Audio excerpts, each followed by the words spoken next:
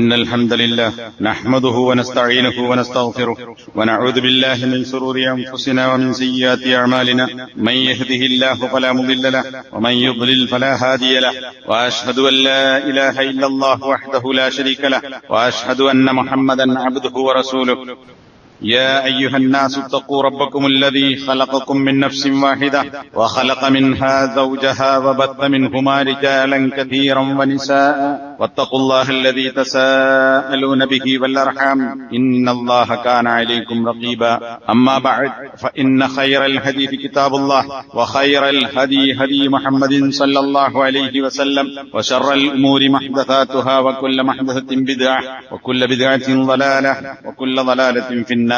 സഹോദരന്മാരെ, സത്യവിശ്വാസികൾ, മാതാപിതാക്കളോടുള്ള ബന്ധവും ബന്ധവിച്ഛേദനവും അതിനോട് ചേർത്ത് ഖുർആനും ഹദീസും പഠിപ്പിച്ചിട്ടുള്ള മറ്റൊരു വിഷയമാണ് രക്തബന്ധം പുലർത്തുക എന്ന് പറയുന്നത്.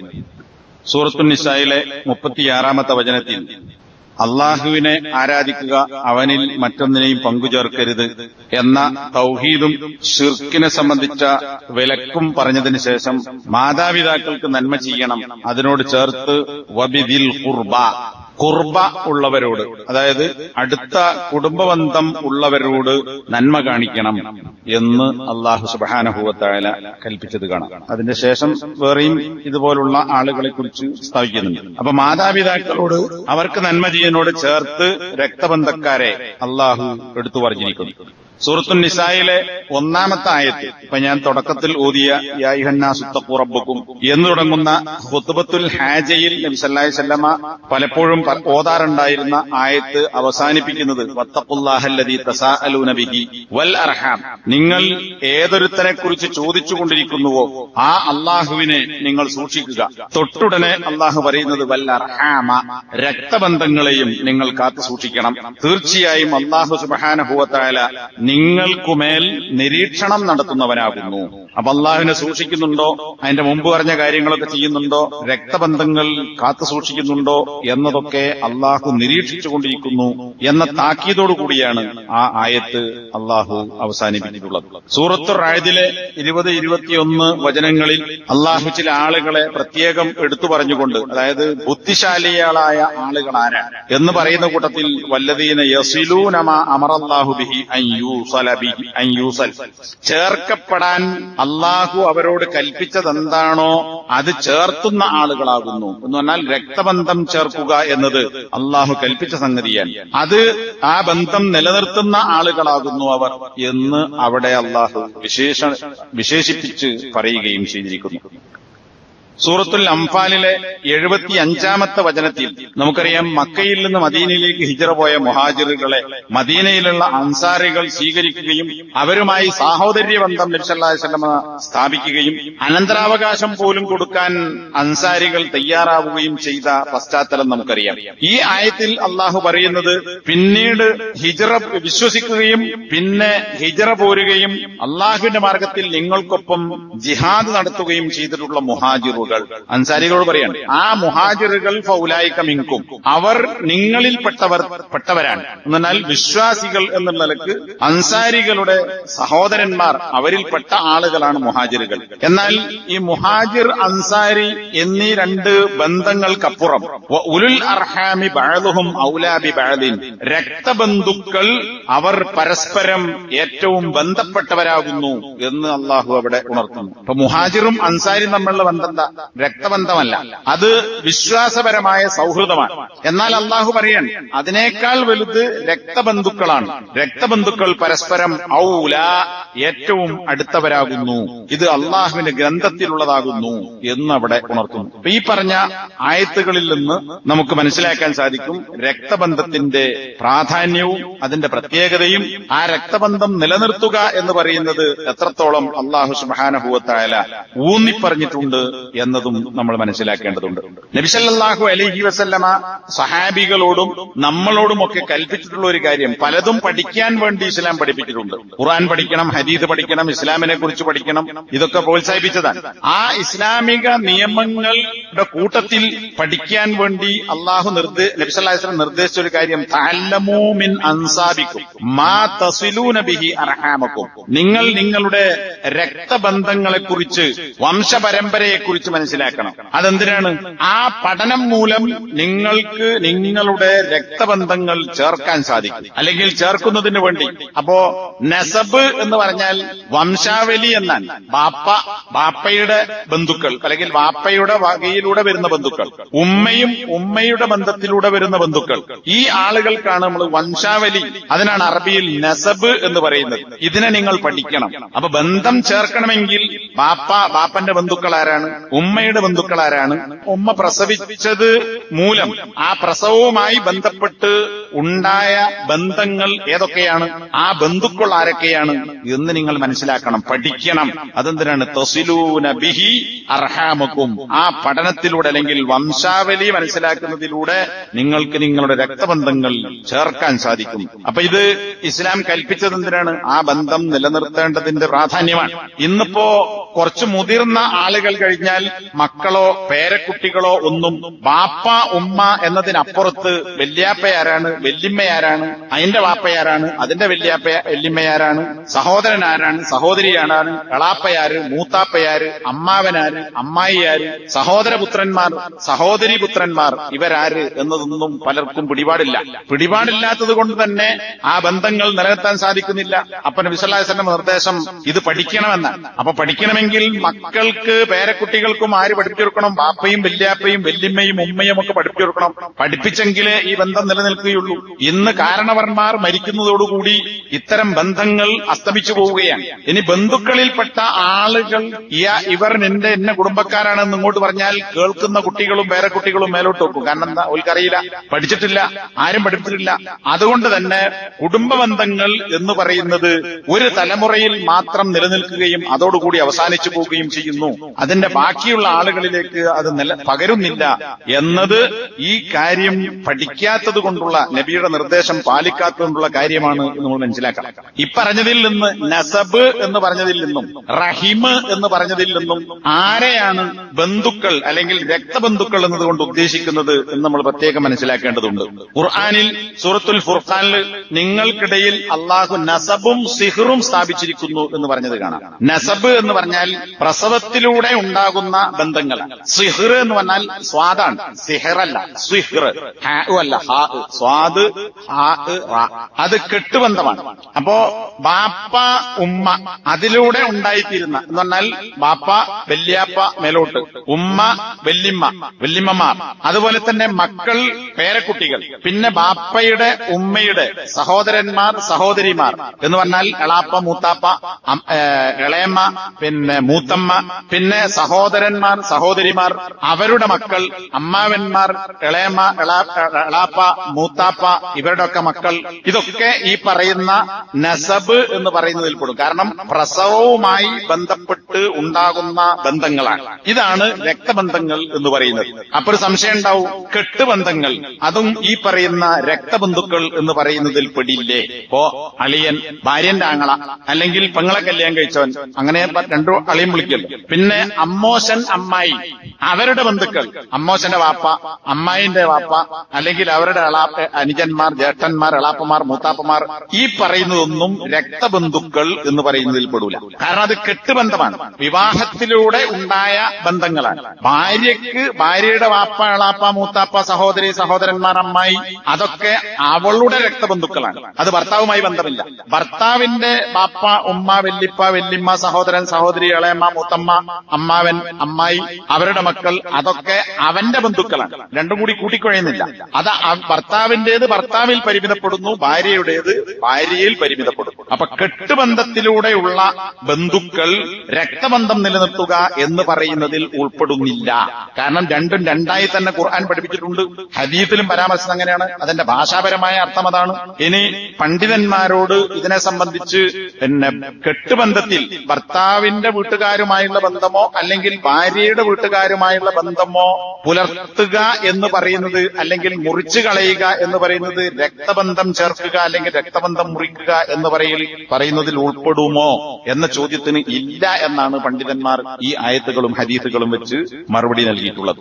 അപ്പൊ ആളുകൾക്ക് സംശയം ഉണ്ടാകുന്ന കാര്യം, ഇത് മുമ്പൊരിക്കൽ ഒരു ചോദ്യത്തിന് മറുപടിയായും ഇത് ഞാൻ വിശദീകരിച്ചിട്ടുണ്ട്. നബി സല്ലല്ലാഹു അലൈഹി വസല്ലമ പ്രവാചകനാകുന്നതിന്റെ മുന്നേ തന്നെ, എന്നാൽ ജാഹിലിയത്തിലെ ആളുകൾ സ്വീകരിച്ചിരുന്ന നല്ല ഗുണങ്ങളിൽ ഈ രക്തബന്ധം നിലനിർത്തുക എന്നത് മുഹമ്മദ് നബി വരുന്നതിന്റെ മുമ്പ് തന്നെ ഉണ്ടായിരുന്നു എന്ന് നമുക്ക് കാണാം. നബിയും ആ കാര്യം നിലനിർത്തിയിരുന്നു. നബി സല്ലല്ലാഹു അലൈഹി വസല്ലമക്ക് വഹി കിട്ടി. ആ ഹിറാ ഗുഹയിൽ നിന്ന് പേടിച്ചു വരച്ച് പനി പിടിച്ച് വീട്ടിൽ വന്ന് പുതപ്പെട്ട് മൂടി. ആ സമയത്ത് ഖദീജ റളിയല്ലാഹു അൻഹ നബിയെ ആശ്വസിപ്പിച്ചു.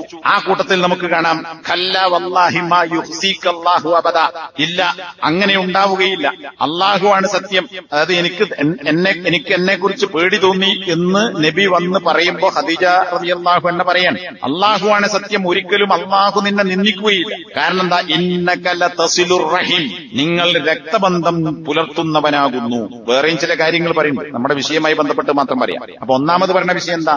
നിങ്ങൾ രക്തബന്ധം നിലനിർത്തുന്ന ആളാണ്, അതുകൊണ്ട് തന്നെ അള്ളാഹു നിങ്ങളെ നിന്ദിക്കുകയില്ല. ഇമാം ബുഖാരി തന്റെ ഗ്രന്ഥത്തിൽ 3-ാം നമ്പറായി ഉദ്ധരിച്ച, വഹീന്റെ ബാബിൽ ഉദ്ധരിച്ച ഹദീസാണ്. അപ്പോ ഈ ഒരു ആശ്വസിപ്പിക്കൽ ഖദീജ റളിയല്ലാഹു അൻഹ നടത്തുന്നത് എന്ത് പറഞ്ഞുകൊണ്ടാണ്? നിങ്ങൾ രക്തബന്ധം നിലനിർത്തുന്നു, അതുകൊണ്ട് അള്ളാഹു നിന്ദിക്കുകയില്ല. അപ്പൊ നിന്ദ്യത ഇല്ലാതിരിക്കാനുള്ള, അല്ലെങ്കിൽ നിന്ദ്യത ഏൽക്കാതിരിക്കാനുള്ള ഒരു മാർഗം കൂടിയാണ് രക്തബന്ധം നിലനിർത്തൽ എന്ന് ഇത് വിശദീകരിച്ചുകൊണ്ട് പണ്ഡിതന്മാർ പറഞ്ഞത് കാണാം. ഇനി മക്കയിൽ നമുക്കറിയാം തൗഹീദുമായി ബന്ധപ്പെട്ട കൽപ്പനകളാണുള്ളത്. എന്നാൽ രക്തബന്ധത്തെക്കുറിച്ചും ഹിജറക്ക് മുമ്പ്, മദീനയിലെത്തുന്നതിന് മുമ്പ് നബി സല്ലല്ലാഹു അലൈഹി വസല്ലം കൽപ്പിച്ചിരുന്നു എന്ന് ചില ഹദീസുകളിലൂടെ നമുക്ക് മനസ്സിലാക്കാൻ സാധിക്കും. ഹിർക്കൽ ചക്രവർത്തി, അതായത് റോമൻ രാജാവാണ് ഹിർക്കൽ. ഈ ഹിർക്കലിന്റെ അടുക്കൽ ചെന്ന അബൂ സുഫിയാൻ എന്ന മുസ്ലിം അല്ല, മുശ്രിക്കായ കാലത്ത് ഹിർക്കൽ ചക്രവർത്തിയുടെ അടുക്കൽ ചെന്നപ്പോൾ ഹിർക്കൽ ചക്രവർത്തി അബൂ സുഫിയാനോട് മുഹമ്മദ് നബിയെ കുറിച്ച് ചോദിച്ചു. എന്താണ് അവൻ കൽപ്പിക്കുന്നത്, എന്തൊക്കെയാണ് പറയുന്നത് എന്നൊക്കെയുള്ള അബൂ സുഫിയാന്റെ മറുപടി കേട്ട് മനസ്സിലാക്കാനാണ് ഹിർക്കൽ ചക്രവർത്തി അബൂ സുഫിയാനോട് ചോദിക്കുന്നത്. അപ്പൊ അബൂ സുഫിയാന്റെ മറുപടി, അള്ളാഹുവിനെ ആരാധിക്കണം, അവരിൽ മറ്റാരെയും പങ്കുചേർക്കരുത്, നിങ്ങളുടെ ബാപ്പപ്പാപ്പന്മാരൊക്കെ ചെയ്തു വന്ന കാര്യങ്ങളൊക്കെ വെടിയണം. എന്നാൽ പാരമ്പര്യവാദമല്ല, പ്രമാണത്തിന്റെ അടിസ്ഥാനത്തിലുള്ള കാര്യങ്ങളാണ് വേണ്ടത്. പിന്നെ നമസ്കരിക്കണം, സദഖ കൊടുക്കണം, പിന്നെ പറയുന്നത് എന്താ? വസ്വില, രക്തബന്ധങ്ങൾ നിലനിർത്തണം എന്നും മുഹമ്മദ് ഞങ്ങളോട് കൽപ്പിക്കുന്നു. ഇത് മുത്തഫഖുൻ അലൈഹിയായ ബുഖാരി മുസ്ലിം റിപ്പോർട്ട് ചെയ്ത ഹദീസാണ്. മറ്റൊരു ഹദീസ് അംർ ഇബ്നു അബസ, ഇദ്ദേഹം മുശ്രിക്കാണ്. പക്ഷേ മക്കയിൽ മുഹമ്മദ് എന്ന് പറയുന്ന ഒരാള് ഇങ്ങനെ പറയുന്നു എന്ന് കേട്ടപ്പോ അതിനെക്കുറിച്ച് പഠിക്കാൻ വേണ്ടി അംർ ഇബ്നു അബസ വളരെ പതുങ്ങി നബിയുടെ അടുക്കൽ ചെന്നു. കാരണം പരസ്യരി ചെല്ലാൻ പറ്റൂല മക്കയിൽ, അങ്ങനെയാണ് സ്ഥിതി. എന്നിട്ട് ചോദിച്ചു, മാ അൻത, നീ എന്താണ്? ഇത് മുഹമ്മദാണ്, ഖുറൈശിയാണ് എന്നൊക്കെ അംർ ഇബ്നു അബസക്കറിയാം. അപ്പൊ നീ എന്താണ് എന്ന് ചോദ്യത്തിനർത്ഥം, നീ എന്താണ് ഇങ്ങനെ പറയാൻ കാരണം, എന്താണ് നീ? അപ്പൊ പറഞ്ഞു, ഞാൻ നബിയാണ്. അപ്പൊ ഇയാളുടെ അടുത്ത ചോദ്യം, എന്താ നബി എന്ന് പറഞ്ഞാൽ? അപ്പോ നബിന്റെ മറുപടി, എന്നെ അള്ളാഹു അയച്ചിരിക്കുന്നു. അപ്പോ എന്നെ അള്ളാഹു അയച്ചു, അങ്ങനെ ഞാൻ നബിയാണ്. അപ്പൊ നീ എങ്ങനെയാണ് നബിയായത്, അല്ലെങ്കിൽ എന്ത് പറഞ്ഞിട്ടാണ് അള്ളാഹു നിന്നെ അയച്ചത്? അംർ ഇബ്നു അബസന്റെ ചോദ്യം. അതിന് നബിന്റെ മറുപടി, എന്നെ അള്ളാഹു അയച്ചത് രക്തബന്ധം ചേർക്കാനും വിഗ്രഹങ്ങൾ തച്ചുടക്കാനും അള്ളാഹുവിനെ ഏകനാക്കാനും അവനിൽ മറ്റൊന്നും പങ്കുചേർക്കപ്പെടാതിരിക്കാനുമാകുന്നു എന്ന് ഇമാം മുസ്ലിം ഉദ്ധരിച്ച ഹദീസ് കാണാം. ഈ ക്രമത്തിൽ ഇവിടെ ഒന്നാമത് പറയുന്നത് രക്തബന്ധം ചേർക്കണം എന്നാണ്. വേറെ ചില ഹദീസുകൾ ആദ്യം മോള് വായിച്ചതുപോലെ ആദ്യം തൗഹീദ്, പിന്നെ ശിർക്കിന്റെ വിലക്ക്, പിന്നെ രക്തബന്ധം, ആ ക്രമത്തിൽ പറയുന്നതിലുള്ള മാറ്റം സംഭവിച്ചതാകാം. അപ്പൊ ഏതായിരുന്നാലും ഈ ഹദീസുകളിലൂടെ നമുക്ക് മനസ്സിലാക്കാൻ സാധിക്കുന്നത് നബി സല്ലല്ലാഹു അലൈഹി വസല്ലം ജാഹിലിയ്യത്തിൽ രക്തബന്ധം പുലർത്തിയിട്ടുണ്ട്, മക്കയിലും നബി സല്ലല്ലാഹു അലൈഹി വസല്ലം അത് കൽപ്പിച്ചിട്ടുണ്ട്.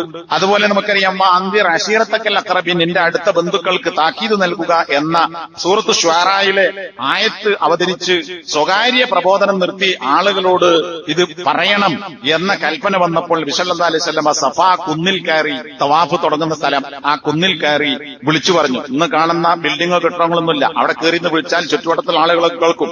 അങ്ങനെ വിളിച്ചു പറഞ്ഞു. അങ്ങനെ കുടുംബക്കാരൊക്കെ വന്നു. ആരാണ്? അടുത്ത ബന്ധുക്കളാണ്. നബിയുടെ കളാപ്പ മൂത്താപ്പമാരുടെ മക്കളും ആ കുടുംബങ്ങളും അതുപോലെ കെട്ടുബന്ധത്തിൽപ്പെട്ട ആളുകളെ പ്രത്യേകം ഒരുമിച്ചു കൂടിയെടുത്ത് അവരെ പ്രത്യേകം വിളിച്ച് ചില വ്യക്തികളെ പ്രത്യേകം പേരെടുത്ത് പറഞ്ഞ്, അതായത് നബിന്റെ അമ്മായി സഫിയന്റെ പേര് പറഞ്ഞു, മകൾ ഫാത്തിമയെ പ്രത്യേകം വിളിച്ചു, അല്ലാത്തത് കുടുംബക്കാരെ അവരുടെ പേര് ബനു ഫുലാൻ, ഇന്ന ആളുടെ മക്കൾ എന്ന് വിളിച്ചു. അങ്ങനൊക്കെ സംബോധന ചെയ്തിട്ട് ലാ ഇലാഹ ഇല്ലല്ലാഹ് പറഞ്ഞു. നാളെ ഒരു ദിവസമുണ്ട്, അതിൽ ഫാത്തിമയോട് പറഞ്ഞ വാചകം നമ്മൾ പലപ്പോഴും കേട്ടിട്ടുള്ളതാണ്. നീ നരകത്തിൽ നിന്ന് നിന്നെ കാത്തുകൊള്ളുക ഫാത്തിമ. ഇത് ഫാത്തിമനോട് മാത്രം പറഞ്ഞതല്ല, ഈ അവിടെ കൂടിയ ആളുകളൊക്കെ പറഞ്ഞിട്ടുണ്ട്. എന്നിട്ട് പറയാൻ, അള്ളാഹുവിൽ നിന്ന് ഒന്നും നിങ്ങൾക്ക് നേടിത്തരാൻ, ഉടമപ്പെടുത്താൻ എനിക്ക് സാധിക്കുകയില്ല. എവിടെ? പരലോകത്ത്. നിങ്ങളുടെ കാര്യം. പിന്നെ പറയണെന്താ? ഗൈറ അന്നലക്കും റഹിമൻ. പക്ഷേ ഒരു കാര്യമുണ്ട്, പരലോകത്ത് നിങ്ങൾക്കൊന്നും നേടിത്തരാൻ, നരകത്തെ രക്ഷപ്പെടുത്താൻ എനിക്ക് കഴിയില്ല. നിങ്ങളെ കാര്യങ്ങൾ നോക്കുക. പക്ഷേ നിങ്ങളുമായി എനിക്ക് രക്തബന്ധമുണ്ട്. കാരണം ഈ പറഞ്ഞ ഉമ്മ ബാപ്പ ബന്ധത്തിൽപ്പെട്ട ആളുകളാണ് അവിടെ ഒരുമിച്ച് കൂടിയത്. ആ രക്തബന്ധത്തിന്റെ നനവുകൊണ്ട് രക്തബന്ധത്തെ ഞാൻ നനക്കും എന്ന് പറഞ്ഞാൽ അതിനെ പണ്ഡിതന്മാർ വിശദീകരിച്ചത്, രക്തബന്ധം പുലർത്താതിരിക്കുക എന്ന് പറയുന്നത് വരൾച്ചയാണ്, ഉണക്കമാണ്, ചൂടാണ്. അപ്പൊ ബന്ധങ്ങളൊക്കെ അറ്റ് മുറിഞ്ഞു പോകും. ആ രക്തബന്ധം അറ്റുപോകാതിരിക്കാൻ രക്തബന്ധം ചേർക്കുക എന്ന വെള്ളം കൊണ്ട് ഞാൻ ആ രക്തബന്ധത്തെ നനവോടുകൂടി നിലനിർത്തും. എന്ന് പറഞ്ഞാൽ നമ്മൾ തമ്മിലുള്ള രക്തബന്ധം നിലനിൽക്കും എന്ന് നബി സല്ലല്ലാഹു അലൈഹി വസല്ലമ അവരോട് ഉണർത്തിയതായും ഈ ഹദീസുകളിൽ നമുക്ക് കാണാം. അബൂദറുൽ ഗിഫാരി റളിയല്ലാഹു അൻഹു നബി സല്ലല്ലാഹു അലൈഹി വസല്ലമയുടെ അടുക്കൽ വന്നപ്പോ അബൂദറിനോട് നബി സല്ലല്ലാഹു അലൈഹി വസല്ലം പറയാണ്, പിൽക്കാലത്ത് നിങ്ങൾ ഒരു നാട് വിജയിച്ചടക്കും. ആ നാട്ടിൽ ഖീറാത്ത് എന്ന് പറയുന്ന ഒരു കാര്യത്തെക്കുറിച്ച് പറയപ്പെടും. ഖീറാത്ത് എന്ന് പറഞ്ഞാൽ ഒരു അളവാണ്. നബി സല്ലല്ലാഹു അലൈഹി വസല്ലം ആടുകളെ മേച്ചിരുന്നു ഖീറാത്തിന്റെ അടിസ്ഥാനത്തിൽ എന്നൊക്കെ വേറെ ഹദീസ്, പല ഹദീസുകൾ വന്നിട്ടുണ്ട്. അപ്പൊ ഖീറാത്ത് എന്നൊരു അളവിനെ കുറിച്ച്, അല്ലെങ്കിൽ ഒരു സംഖ്യ, വസ്തു, ദീനാർ ദിർഹം എന്നൊക്കെ പറയുന്നത് പോലെ ഒരു അളവിനെ കുറിച്ച് പറയുന്ന ഒരു രാജ്യത്തെ നിങ്ങൾ വിജയിച്ചടക്കും. ആ രാജ്യം ഏതാണ്? അത് മിസ്റാണ് എന്ന് മുസ്ലിം എന്നെ ഉദ്ധരിച്ച മറ്റൊരു റിപ്പോർട്ടിൽ വന്നിട്ടുണ്ട്. അതുകൊണ്ട് ആ നാട്ടുകാരോട്, നിങ്ങൾ എന്നാണോ ഈജിപ്ത് വിജയിച്ചടക്കുന്നത്, ആ ഈജിപ്തുകാരോട് നിങ്ങൾ നല്ല നിലക്ക് പെരുമാറണം. കാരണം ആ ഈജിപ്തുകാരുമായി ദിമ്മതൻ വസിഹ്റൻ, അവരുമായി ഒരു കരാറും അതുപോലെ തന്നെ കെട്ടുബന്ധവും, മറ്റൊരു റിപ്പോർട്ടിൽ റഹിമൻ, രക്തബന്ധവും ഉണ്ട്. അപ്പൊ എന്താ, നബി സല്ലല്ലാഹു അലൈഹി വസല്ലമന്റെ വളരെ അടുത്ത ബന്ധുക്കൾ ഈജിപ്തിലില്ല. പക്ഷെ നബി പറയണ എന്താ, നിങ്ങൾ ഈജിപ്ത് വിജയിച്ചടക്കുന്ന കാലത്ത് അവരോട് നന്മ ചെയ്യണം. കാരണം അവരുമായി കെട്ടുബന്ധവും രക്തബന്ധവും ഉണ്ട്. അതിന്റെ അടിസ്ഥാനത്തിലുള്ള ഒരു ദിമ്മത്ത്, ഒരു കരാറുമുണ്ട്. ഇതിനെക്കുറിച്ച് പണ്ഡിതന്മാർ വിശേഷിപ്പിച്ചിട്ടുള്ളത്, എന്താണ് നബി സല്ലല്ലാഹു അലൈഹി വസല്ലമക്ക് ഈജിപ്തുമാരുമായുള്ള രക്തബന്ധം എന്ന് പറയുന്നത്? നബിന്റെ പരമ്പര ചെന്നെത്തുന്നത് ഇബ്രാഹിമിലേക്കാണ്. ഇബ്രാഹിമിന്റെ മകനായ ഇസ്മായിലിന്റെ ഉമ്മ ഹാജർ ഈജിപ്തുകാരിയാണ്. അത് ഇബ്രാഹിം നബി ഈജിപ്തിലൂടെ നടക്കുമ്പോണ്ടായ ഒരു വസ്തുവുമായി ബന്ധപ്പെട്ട് രാജാവ് ഒരു ഗിഫ്റ്റ് ആയിട്ട് കൊടുത്തതാണ്. ഇതൊക്കെ വേറെ ഹദീസുകളിൽ ബുഖാരി വിശദമായി ഉദ്ധരിച്ച ഹദീസുകളാണ്. അപ്പൊ ആ ഈജിപ്തുകാരിയായ ഹാജറാണ് നബിന്റെ വല്യമ്മ. ഇത് കുറേ വാപ്പ അപ്പുറത്ത് ഇസ്മായിലിന്റെ ഉമ്മ ആയ വല്യമ്മ. അപ്പൊ അത് രക്തബന്ധമാണ്. പിന്നെ കെട്ടുബന്ധം എന്താ? കെട്ടുബന്ധം നബി സല്ലല്ലാഹു അലൈഹി വസല്ലമക്ക് ഈജിപ്തിലെ രാജാവ് കൊടുത്തതാണ് മാരിയത്തുൽ ഖിബ്തിയ്യ. ഒറിജിനൽ ഈജിപ്ത് വംശജയായ, കോപ്റ്റിക് വംശജയായ, അതാണ് ഖിബ്തി. കോപ്റ്റിക് വംശജയായ ബനീ ഇസ്രായേലിൽ ഈജിപ്തില് കുടിയേറി പാർത്തതാണ്. ആ നാട്ടിലെ ആദിവാസികളാണ് ഈ കോപ്റ്റിക് വംശജർ. അവരിൽപ്പെട്ട ഒരു പെണ്ണാണ് മാരിയ. ഈ മാരിയ നബിയുടെ ഭാര്യയായി, അല്ലെങ്കിൽ ആ സ്ത്രീയിൽ നബി സല്ലല്ലാഹു അലൈഹി വസല്ലമക്ക് ഇബ്രാഹിം എന്ന് പറയുന്ന കുട്ടി ജനിക്കും. അപ്പൊ അതെന്താ? കെട്ടുബന്ധമാണ്. ഈ രണ്ട് കെട്ടുബന്ധവും രക്തബന്ധവും ഉണ്ട്. അതാണ് ഈ ഹദീസ് കൊണ്ട് ഉദ്ദേശിച്ചത് എന്ന് പണ്ഡിതന്മാർ വിശദീകരിച്ചതേക്കാണ്. പറഞ്ഞതിന്റെ ചുരുക്കം എന്താണ്? നേരെ വാപ്പയോ വല്യാപ്പയോ, അല്ലെങ്കിൽ നേരെ വാപ്പയോ ഉമ്മയോ മാത്രമല്ല, അതിന്റെ മേലോട്ടും താഴോട്ടും വരുന്ന, അതാണ് വല്യാപ്പമാർ, വല്യമ്മമാർ, എളാപ്പമാർ, മൂത്താപ്പമാർ, അമ്മാവന്മാർ, അമ്മായിമാർ, മക്കൾ, പേരക്കുട്ടികൾ.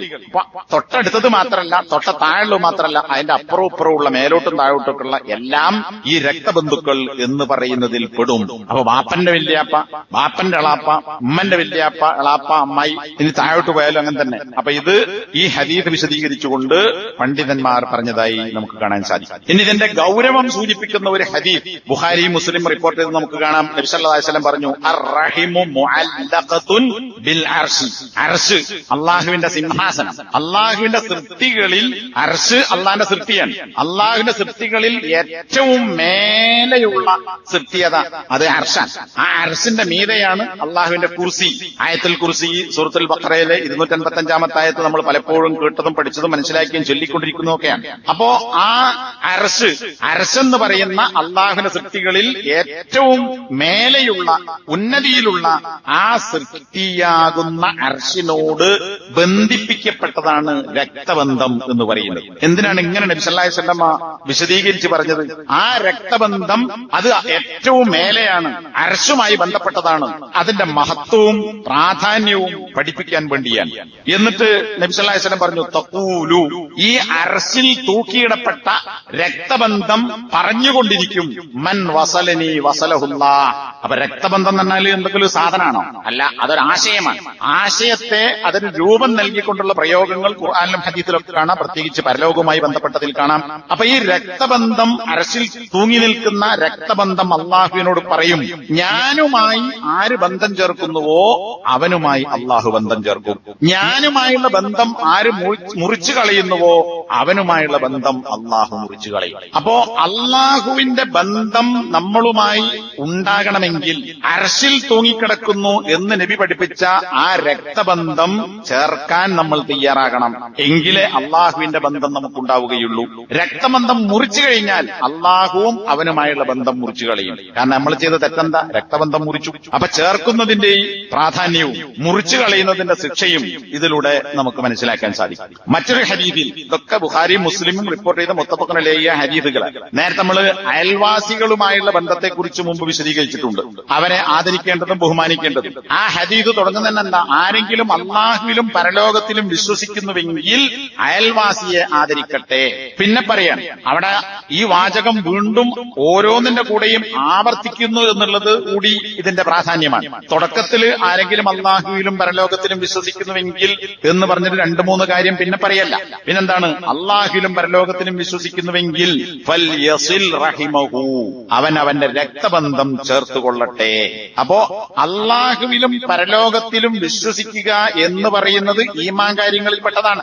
ആ ഈമാൻ കാര്യം ഉൾക്കൊള്ളുന്ന ആളുകൾ ചെയ്യേണ്ട പ്രവൃത്തിയാണ്, അല്ലെങ്കിൽ ഈമാനുള്ളവരുടെ അടയാളമാണ് രക്തബന്ധം ചേർക്കുക എന്ന് പറയുന്നത്. അപ്പൊ രക്തബന്ധം മുറിച്ചു കളഞ്ഞാലോ, അത് ചേർക്കുന്നില്ലെങ്കിലോ, അത് ഈമാനുള്ളവന്റെ ലക്ഷണത്തിൽപ്പെട്ടതല്ല, അതിന്റെ എതിരായ സ്വഭാവമാണ് എന്ന് ഈ ഹദീസ് പഠിപ്പിക്കുന്നു. ഇനി സൂറത്തുർ റഅദ്, അതിന്റെ ഒരു ഭാഗം നേരത്തെ ഞാൻ ഓതി, 19-20 ആയത്തുകൾ. അതിൽ അല്ലാഹു സുബ്ഹാനഹു വ തആല ബുദ്ധിമാന്മാരായ അള്ളാഹുവിന്റെ ഉപദേശങ്ങൾ സ്വീകരിക്കുന്ന ബുദ്ധിമാന്മാർ, അവരാണ് യഥാർത്ഥത്തിൽ ബുദ്ധിമാന്മാർ. കുറെ ബുക്ക് വായിച്ചത് കൊണ്ടോ കുറെ സർട്ടിഫിക്കറ്റ് നേടിയത് കൊണ്ടോ ബുദ്ധിമാനാവുക.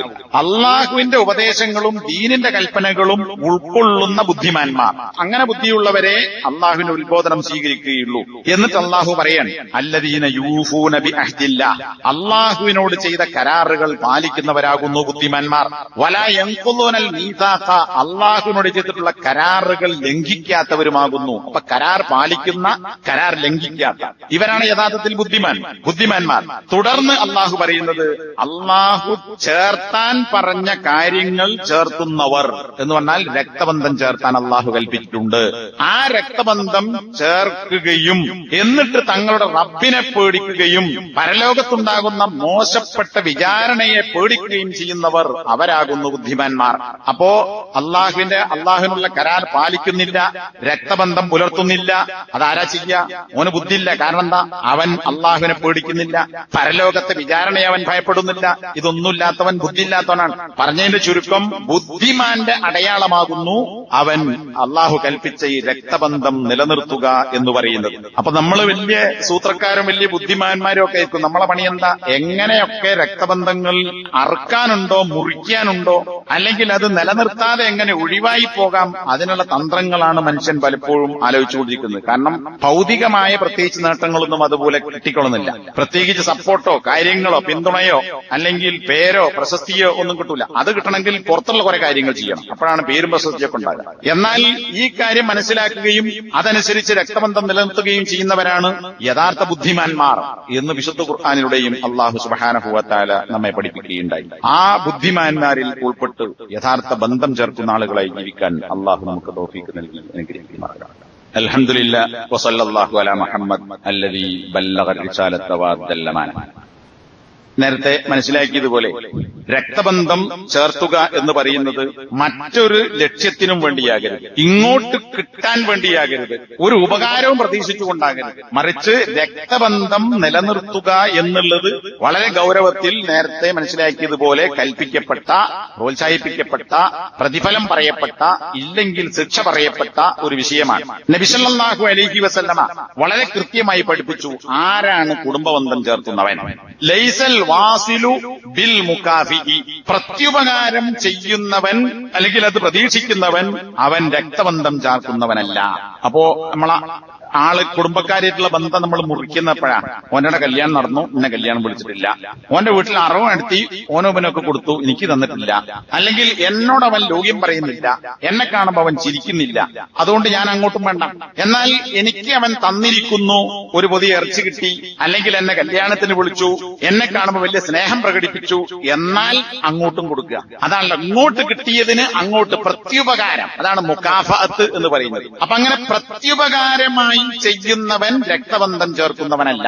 ഇങ്ങോട്ട് കിട്ടിയാലും കിട്ടാതിരുന്നാലും ബന്ധം മുറിച്ചാലും എന്റെ കടമയാണ് അങ്ങോട്ട് ബന്ധം പുലർത്തൽ എന്ന് മനസ്സിലാക്കി ബന്ധം ചേർക്കുന്നവൻ അവനാണ് യഥാർത്ഥ ബന്ധം ചേർക്കുന്നവൻ. അല്ലാതെ ഇങ്ങോട്ട് കിട്ടിയാൻ പകരം അങ്ങോട്ട് കൊടുക്കുകയും ബന്ധം കാണിക്കാൻ അവന്റെ ആഗ്രഹം അതാണ്, ഇങ്ങോട്ട് കിട്ടിയാൻ പകരം കൊടുക്കുക, അത് പകരം കൊടുക്കലാണ്, അത് ബന്ധം ചേർക്കലല്ല.